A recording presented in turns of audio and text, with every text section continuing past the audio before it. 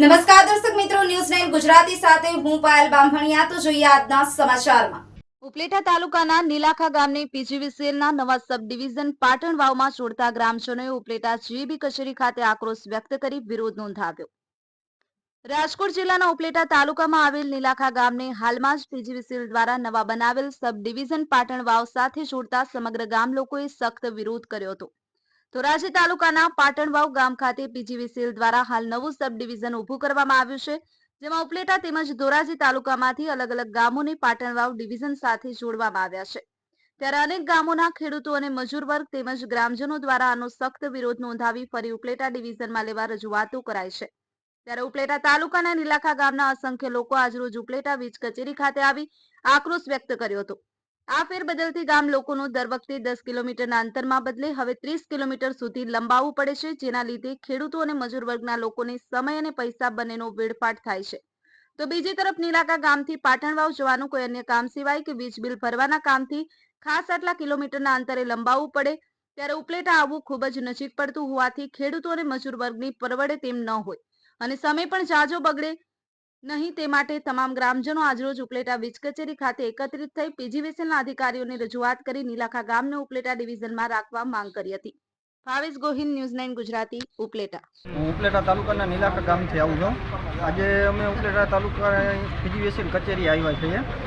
આવવાનું એક જ કારણ છે કે અમારા ગામમાં જે લાઇટ આવે છે એ ઉપલેટા કચેરીથી આવે છે પીજીવીસીએલ. હવે એ ફેરવીને પાટણમાં ટ્રાન્સપોર્ટ કરવામાં આવી છે. તેને લીધે અમારા ગામના નાના મોટા ખેડૂતોને મધ્યમ વર્ગના બધા લોકોને ઝાઝી તકલીફ પડશે. તેની રજૂઆત કરવા અમે આવેલા છે, પણ એનું કંઈ નિવારણ આવ્યું નથી.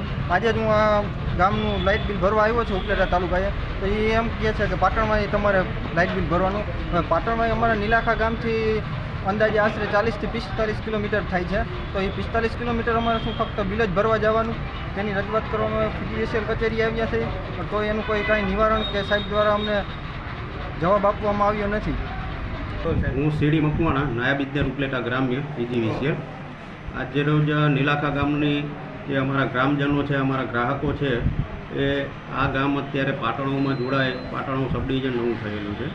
સબ ડિવિઝનમાં જોડાવા બાબતે ઉગ્ર રજૂઆતો લઈને આવેલા છે.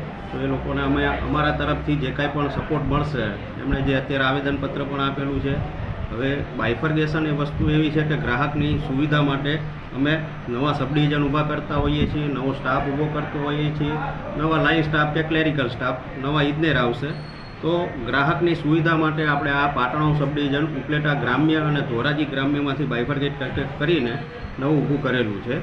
તો પાટણમાં નીલાખા, ગાધા અને ઈસરા આ 3 ગામના અમારા વીજ ગ્રાહકો છે.